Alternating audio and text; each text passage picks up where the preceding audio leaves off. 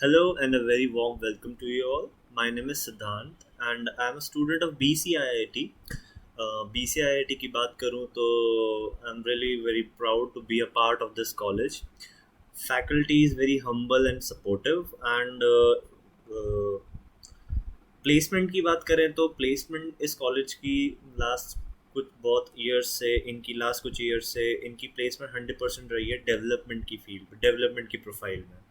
सो placement का criteria भी बहुत बढ़िया रहा है। प्लेसमेंट के क्राइटेरिया में बहुत अच्छे से इस कॉलेज ने परफॉर्म किया है एंड फैकल्टी के बारे में मैंने आपको बता ही दिया है एंड एंड सपोर्टिव है and one of the best college है एमसीए का दिल्ली में। सो मैं आपको आज G G S I P U का admission procedure for M C A बताने वाला हूँ, एम सी ए कोर्स के लिए बताने वाला हूँ। सो एडमिशन शुरू हो चुके हैं 2021-2022 बैच के लिए एंड एडमिशन प्रोसीजर की बात करूँ M C G G S I P U में, तो G G S I P U में दो तरीके से एडमिशन ले सकता है बच्चा। मतलब कुछ कोर्सेज में नेशनल लेवल टेस्ट होते हैं, कुछ कोर्सेज में C E T that is common entrance test, तो ये इनके थ्रू एडमिशन होता है। पर्टिकुलरली एम सी ए की बात करूँ तो एम सी ए में निमसेट नेशनल लेवल टेस्ट है हमारा निमसेट, उसके थ्रू भी एडमिशन हो सकता है एंड आपका सी ई टी के थ्रू भी हो सकता है जो G G S I P conduct कराता है। एम सी ए में एडमिशन लेने का क्राइटेरिया या प्रोसीजर ये है कि निमसेट से भी आप अप्लाई कर सकते हो, सी ई टी से भी आप अप्लाई कर सकते हो। बट द थिंग इज़ कि जी G S I P O जो सीट्स होती हैं उनको फिल करती है थ्रू निमसेट फर्स्ट। निमसेट के थ्रू पहले सीट्स को फिल करा जाता है एंड उसके बाद सी ई टी के बच्चों को कंसिडर किया जाता है।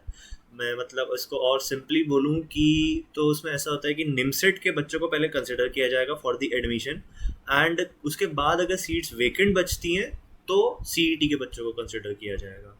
तो लास्ट डेट अप्लाई करने की सी ई टी के लिए 15 जुलाई है 2021, that is next month only. और मैं आपको यही सजेस्ट करूँगा कि नेक्स्ट मंथ का वेट मत करो, अभी टाइम है, टाइम से फॉर्म फिल कर दो, अप्लाई कर दो एप्लीकेशन अपनी, क्योंकि लास्ट मोमेंट रश में कुछ भी प्रॉब्लम आ सकती है तो उस टाइम पे कोई आपको हेल्प नहीं कर पाएगा।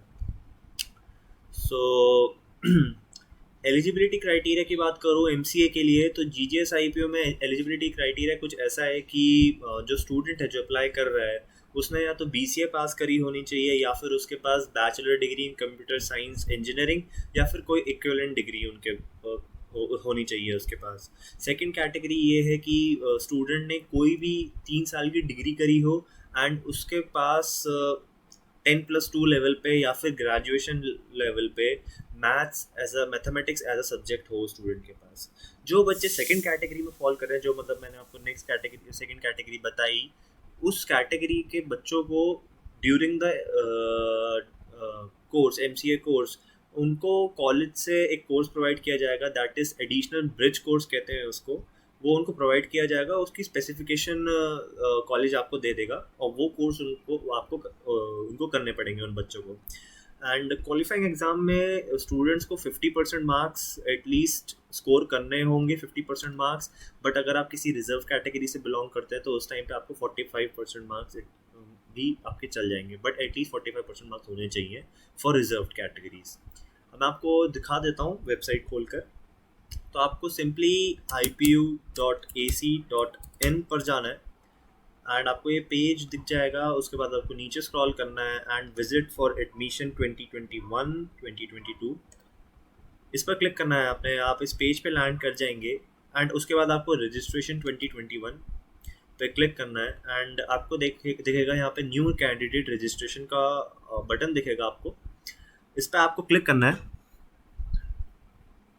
एंड एक कंसेंट्स मिल जाएंगे आपको, कंसेंट्स दिखेंगे आपको कुछ।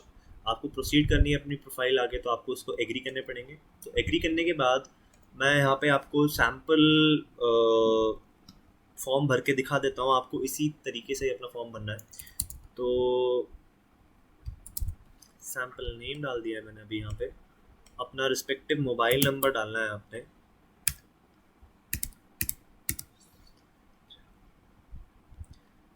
ईमेल आईडी,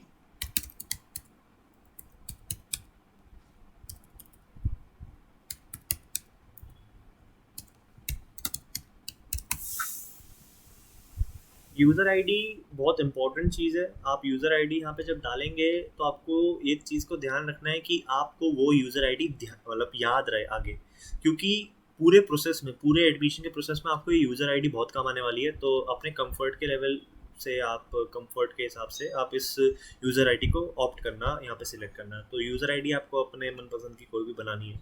तो यूज़र आईडी मैं अभी आपको दे देता हूँ सैम्पल के लिए, कि जैसे मैंने यहाँ पे सैम्पल 11 डाल दिया है, करेक्ट। एंड यहाँ पे पासवर्ड भी आपको डालना है, उसके बाद पासवर्ड सिलेक्ट करना है अपने लिए।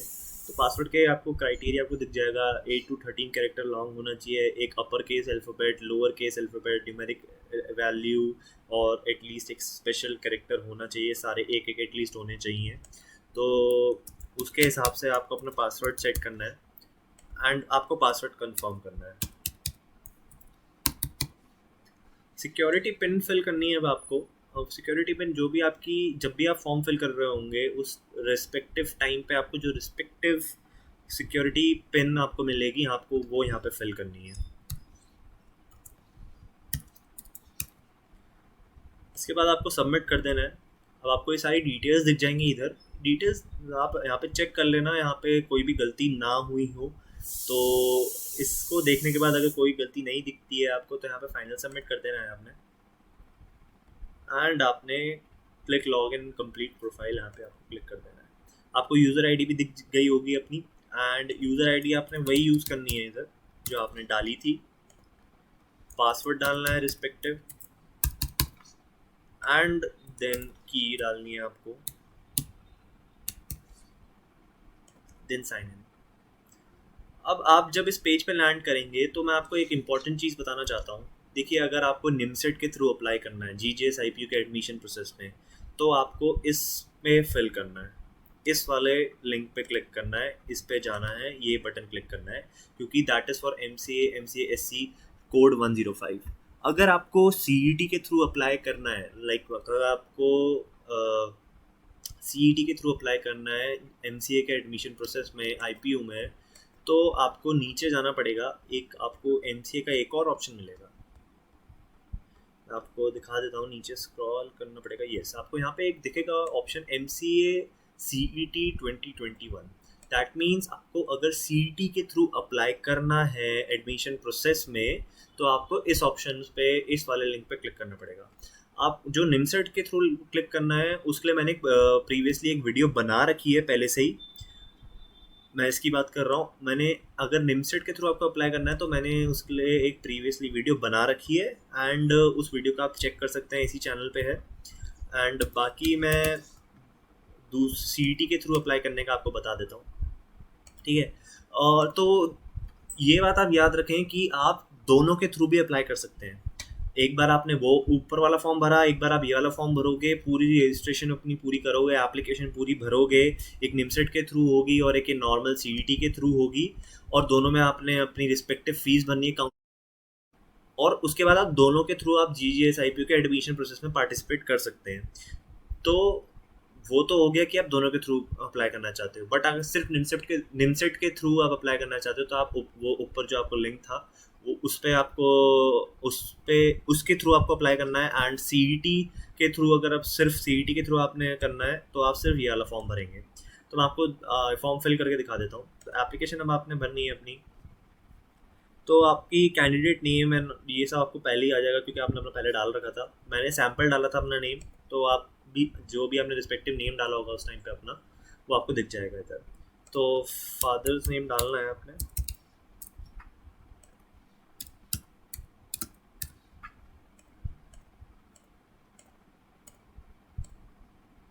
करेक्ट।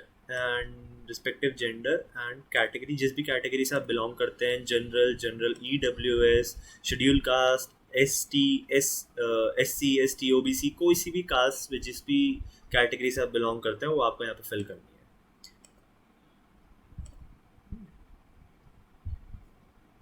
अब आपको यहाँ पे एड्रेस एंड ऑल दिखेगा, आप एड्रेस की इन्फॉर्मेशन डालनी है। कॉरेस्पॉन्डेंस एड्रेस के बारे में पूछ रहा है आपको, तो आपने यहाँ पे अपना नॉर्मल एड्रेस ही फिल करना है। तो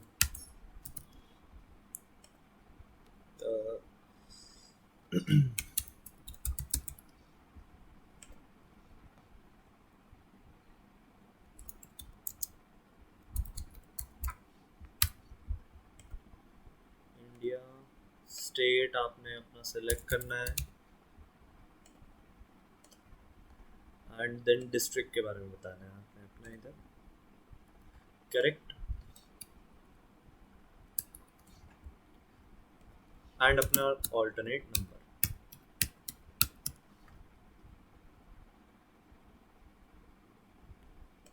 एंड ऑल्टरनेट ईमेल आईडी।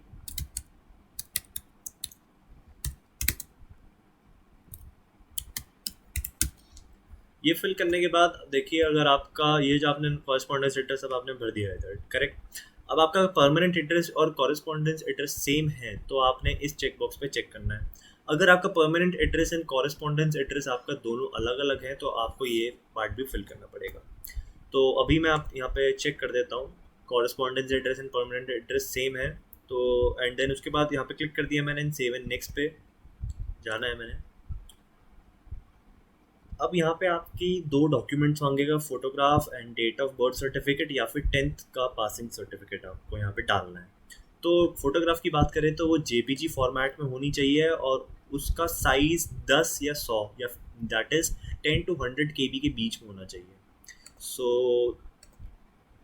यहाँ पे अपनी अपनी फाइल सेलेक्ट करनी है। ये फ़ोटो अपलोड करने के बाद अब आपको अपना एक डॉक्यूमेंट्स अपलोड करना है जो कि डेट ऑफ बर्थ सर्टिफिकेट होगा या फिर 10th पासिंग सर्टिफिकेट, इन दोनों में से कोई एक चीज़ डालनी है आपने। उसका फॉर्मेट पीडीएफ होना चाहिए, दैट इज़ पीडीएफ फॉर्मेट की होनी चाहिए और उसका साइज़ 50 से 200 दैट इज़ 50 to 200 KBs के बीच में होना चाहिए। तो मैं यहाँ पे एक डेमो के लिए डाल दिया मैंने।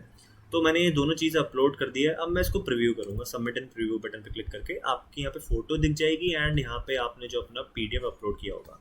अब आपको इसको सेल्फ वेरीफाई करना है, तो सेल्फ वेरीफाई आपने इसको कर देना है यहाँ पे दोनों चेकबॉक्स पे क्लिक करके एंड सेव एंड नेक्स्ट पे क्लिक करना है।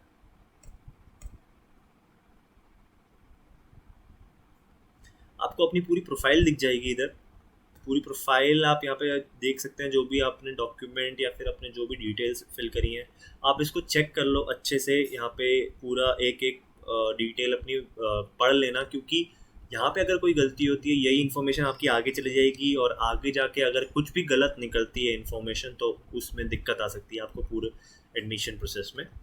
तो इसके बाद यहाँ पे होम बटन पर क्लिक करके अब आप इस पेज पे लैंड हो गए हैं। आपको सैम्पल अपना दिख रहा होगा, सैम्पल 11 अपनी जो आपने यूज़र आईडी डाली, मैंने तो यहाँ पे सैम्पल 11 अपनी यूज़र आईडी डाली थी, आपकी जो भी रिस्पेक्टिव आईडी दिख रही होगी यहाँ पे दिख जाएगी आपको।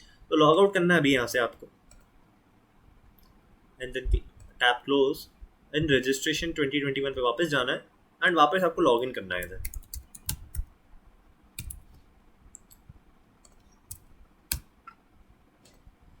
एंड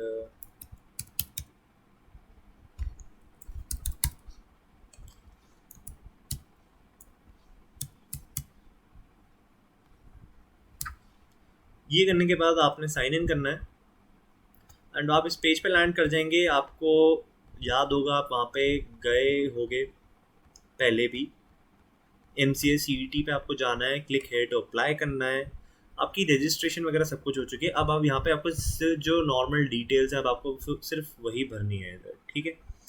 तो आपने एप्लीकेशन डिटेल्स पर जाना है, candidate name, father's name, mother's name, ये सब आपको प्री फिल्ड दिख जाएगा क्योंकि आपने पहले भर दिया है इसको। नेशनैलिटी अपनी भरनी है, आपने इंडियन है या फॉरेन कंट्री से बिलोंग करते हैं, या फिर उसके बाद अपना region from where qualifying exam has passed, जो भी आपका क्वालिफाइंग एग्ज़ाम है आप कौन से रीजन से पास कर रहे हैं, दिल्ली के हैं या आउटसाइड दिल्ली के हैं। Actually Delhi and outside Delhi में बच्चों को बहुत कन्फ्यूजन होती है, तो मैं आपको इसको सिंपल वे में आपको बता देता हूँ कि अगर आप दिल्ली से बिलोंग कर रहे हैं दैट मीन्स आपने ग्रेजुएशन अपनी दिल्ली से करी है। मान लीजिए मैं एग्जांपल लूँ, मान लीजिए आपने दिल्ली यूनिवर्सिटी या फिर GJSIP यूनिवर्सिटी, मैं एग्जांपल ले रहा हूँ इन दोनों यूनिवर्सिटीज़ के, ये यूनिवर्सिटीज़ दिल्ली की हैं। तो अगर आपने यहाँ से अपनी ग्रेजुएशन करी है तो वो दिल्ली, आप दिल्ली रीजन के कहलाओगे, करेक्ट। अगर आपने मान लीजिए चंडीगढ़ यूनिवर्सिटी या पंजाब यूनिवर्सिटी से अपनी ग्रेजुएशन करी है या फिर उत्तराखंड की यूनिवर्सिटी से अपनी ग्रेजुएशन करी है तो आप आउटसाइड दिल्ली के कहलाओगे। ये तो कि रेगुलर कॉलेजेस की बात। अगर आप ओपन से करके आए हैं अपनी ग्रेजुएशन, तो उसमें ये होता है कि मान लीजिए आपने पुणे की किसी यूनिवर्सिटी से अपने आपने आपने ओपन से करी है अपनी ग्रेजुएशन, आप दिल्ली में बैठे हैं, यूनिवर्सिटी पुणे की है, बट आपका जो स्टडी सेंटर है उस यूनिवर्सिटी का, पुणे की यूनिवर्सिटी का स्टडी सेंटर अगर आपका दिल्ली में है, तो आप दिल्ली रीजन के कहलाओगे। इफ़ आपका स्टडी सेंटर दिल्ली में नहीं है, मतलब पुणे यूनिवर्सिटी से आप ओपन से कर रहे हैं, आपका स्टडी सेंटर दिल्ली में नहीं है, कहीं और है, दिल्ली के बाहर है, तो आप आउटसाइड दिल्ली के कहलाओगे। एक और एग्जांपल दे दूं मैं, अगर मान लीजिए आप इग्नू से आपने अपनी ग्रेजुएशन करी है और आप यूपी में बैठे हैं, तो यूपी में अगर इग्नू का स्टडी सेंटर है, आपका पर्टिकुलर स्टडी सेंटर यूपी में है कहीं पे, तो आप आउट ऑफ दिल्ली के कहलाओगे। वहीं अगर आपने इग्नू से ही ग्रेजुएशन करी है और आपका स्टडी सेंटर भी दिल्ली में कहीं है, तो आप इनसाइड दिल्ली की, मतलब दिल्ली रीजन का कहलाओगे। तो ये मैंने आपको बता दी कि आउटसाइड दिल्ली और दिल्ली में फ़र्क क्या है, आपको कैसे आइडेंटिफाई करना है, आप किस रीजन से बिलोंग कर रहे हो, ये मैंने आपको चीज़ बता दी है। तो उसके अकॉर्डिंग आपको अपना यहाँ पे ध्यान से फिल करना है। फिर यहाँ पे रिलीजन का ऑप्शन है, हिंदुइज्म, मुस्लिम, सिख, क्रिश्चियनिटी, कोई भी रिलीजन, जो भी आपका रिस्पेक्टिव रिलीजन है वो आपने यहाँ पे फिल करना है। कैटेगरी प्री फिल्ड होगी। आर्मी पर्सनल से है, दैट मीन्स आर्मी से आप, आर्मी बैकग्राउंड है आपका कि नहीं, तो आपको यहाँ पे बताना है येस एंड नो। सब कैटेगरी आपकी, सब कैटेगरी इन द सेंस मतलब आपका माइनॉरिटी, कौन किसी माइनॉरिटी से अगर आप बिलोंग कर रहे हैं तो वो आपको बताना है इधर। तो आप किसी माइनॉरिटी से बिलोंग नहीं कर रहे तो आपने नॉट एप्लीकेबल लिख लेना है, ऑप्ट कर लेना है। And defence personnel, defence background से हैं कि नहीं, आप ये भी बता देना है आपको येस और no. Jammu Kashmir migrants, yes और नो। फिजिकली हैंडीकैप्ड, येस और नो। तो ये सारे ऑप्शन आपको फिल करने हैं, जो भी आपका रिस्पेक्टिव डिटेल्स है। उसके बाद आते हैं विजिबल मार्क और आइडेंटिफिकेशन ऑफ कैंडिडेट। अगर इसमें देखिए विजिबल मार्क अगर आपके बॉडी में कोई नहीं है, दैट इज, तो उस टाइम पे आप नन भी लिख सकते हैं इधर, ठीक है। और विजिबल मार्क है, मैं एग्जांपल दे देता हूँ, अगर आपके लेफ्ट हैंड पे एक मोल है, तो मोल ऑन लेफ्ट हैंड, ये आपको लिख देना है बस। ये आपका आइडेंटिफिकेशन मार्क हो गया, ठीक है, विजिबल आइडेंटिफिकेशन मार्क हो गया आपकी बॉडी पे। तो save and next. And after that आपसे एलिजिबिलिटी क्राइटेरिया, जैसे मैंने आपको स्टार्टिंग में बताया ही था, उसके अकॉर्डिंग आपको यहाँ पे फिल करनी है। तो यही है कि अगर आपकी आपने फॉर्म फिल कर दिया और आप एलिजिबिलिटी क्राइटेरिया में फॉलो नहीं करते हैं, तो आपकी जो आपने जो काउंसलिंग फ़ी भर रखी होगी वो भी कोई रिफंड नहीं होगी, होने वाली है कुछ। तो आप देख के भरना पूरा, अगर आप एलिजिबिलिटी क्राइटेरिया को फुलफिल करते हैं तो ही आप अपना एप्लीकेशन आगे प्रोसीड करना। तो आपने बताना है पासिंग स्टेटस, पास्ड या फिर अपेयरिंग। अगर मान लीजिए BCA या फिर किसी भी ग्रेजुएशन कोर्स के अगर आप लास्ट ईयर में या फिर लास्ट सेमेस्टर में हैं, तो आप अपेयरिंग पे ऑप्ट कर सकते हैं। अगर आप पास्ट स्टूडेंट है, पास्ड आउट हैं, तो आप पास्ट ऑप्शन पे क्लिक कर सकते हैं। उसके बाद आपको पासिंग ईयर बताना है अपना, एंड यूनिवर्सिटी, जिस भी यूनिवर्सिटी से आपने ग्रेजुएशन करी है या फिर कर रहे हैं, तो वो आपने बता देना है। एंड रोल नंबर आपका,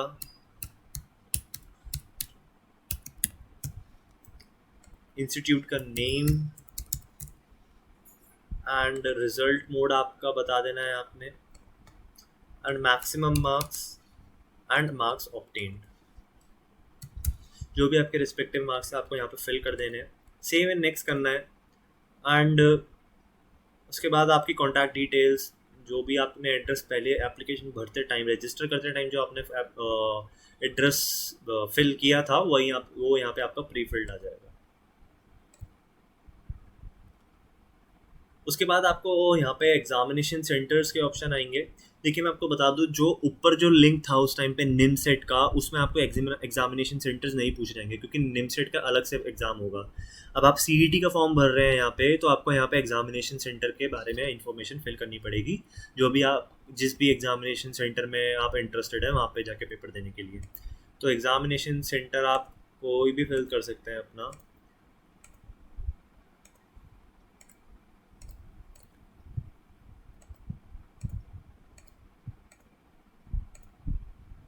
मैंने यहाँ पे रैंडमली ना स्टेट्स ले लिए, स्टेट एंड एग्जामिनेशन सेंटर के चॉइसेस ले लिए हैं। आपको जो भी ठीक लगे आप यहाँ पे अपने कंफर्ट के हिसाब से, यहाँ पे जो भी आपको एग्जामिनेशन सेंटर आपको पास पड़े, या फिर आपको लगता है कि मैं दिल्ली में हूँ तो मेरे को दिल्ली का ही चाहिए, तो आप टॉप पे दिल्ली NCR का ऑप्शन भर सकते हैं। तो ये बनने के बाद आपको अब सिग्नेचर की फ़ोटो मांगेंगे आपसे। तो सिग्नेचर के फॉर्मेट में बता दूँ कि जेपीजी फॉर्मेट में होनी चाहिए, सिग्नेचर की फ़ोटो होनी चाहिए, और उसका साइज़ 10 से 100 केबी के बीच में, दैट इज़ 10 to 100 केबी के बीच में होना चाहिए उसका साइज़। तो अपनी फ़ाइल चूज़ करना, एंड अभी मैं आपको बता दूं कि मैं अपना एक थंब प्रिंट डाल रहा हूँ इसमें, बट आपको यहाँ पे सिग्नेचर अपना फिल करना है। मैं अभी सैम्पल के लिए, डेमो के लिए यहाँ पे सिर्फ एक थंब प्रिंट डाल रहा हूँ। तो आपको यहाँ पे अपना सिग्नेचर की फ़ोटो अपलोड करनी है, ठीक है। तो सबमिट एंड प्रीव्यू करना है। मैं अभी वापस बता दूं कि आपको यहाँ पे सिग्नेचर की फ़ोटो डालनी है। मैंने यहाँ पे अब सैम्पल के लिए अपनी थंब प्रिंट डाला है। तो जैसे लास्ट टाइम हमने सेल्फ वेरीफाई किया था अपने डॉक्यूमेंट्स को, वैसे यहाँ पे भी सेल्फ वेरीफाई करना है, and save and finally and next. तो अब आपको लास्ट प्रीव्यू कर सकते हो अपनी प्रोफाइल को। पूरी प्रोफाइल प्रीव्यू करने के बाद आप डिक्लेरेशन पे चेक कर सकते हैं, बट मैं आपको बोलूँगा कि अपनी पूरी प्रोफाइल जो भी हमने डिटेल्स भरी हैं, आप इसको अच्छे से देख लीजिए, इसको क्रॉस चेक कर लीजिए। ज़रूरी है क्रॉस चेक करना, क्योंकि अगर कोई भी डिटेल अगर आपकी गलत होती है तो आगे आपको प्रोसीजर में, एडमिशन प्रोसीजर में दिक्कत आ सकती है। तो ये करने के बाद एंड आपको यहाँ पे डिक्लेरेशन पे साइन चेक करना है। डिक्लेरेशन यही है कि आपसे ये पूछ रहे हैं कि आपने जो भी इंफॉर्मेशन भरी है वो सही है आपकी नॉलेज के हिसाब से। अगर कुछ भी गलत मिलता है तो आप पे रिस्पेक्टिव एक्शन हो सकता है, ठीक है। तो सेव एंड फाइनली सबमिट। फिर आपको एक पॉपअप मिलेगा जिसमें बोलेगा these credentials will be used for seat allotment, so kindly verify carefully before submission. One submitted these credentials can not be changed again. तो यहाँ पे जैसे कि मैंने आपको बताया कि आपको अपने क्रेडेंशियल्स जो भी आपने फिल करे हैं वो आपको वहाँ पे क्रॉस चेक कर लेने हैं, क्योंकि अगर आप अभी सबमिट कर देंगे बाद में आप एडिट नहीं कर पाएंगे इसको, और यही क्रेडेंशियल्स आपके सीट अलॉटमेंट में काम आने वाले हैं।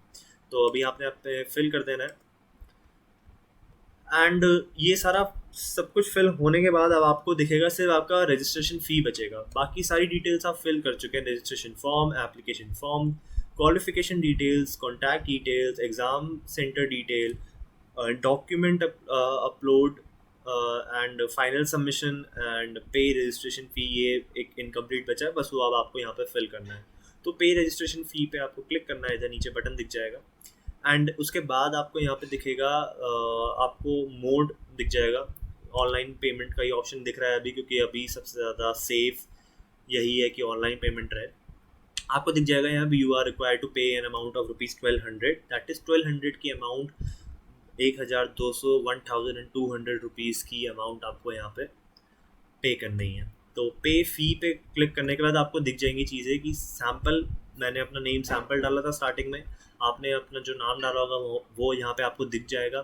फ़ी अमाउंट ₹1200, डेट ऑफ बर्थ जो भी आपने डाली थी, एंड आपका जो भी अभी रजिस्ट्रेशन फॉर्म फिल करते रहें, जो भी आपकी रजिस्ट्रेशन आईडी जनरेट हुई होगी वो यहाँ पे दिख जाएगी आपको।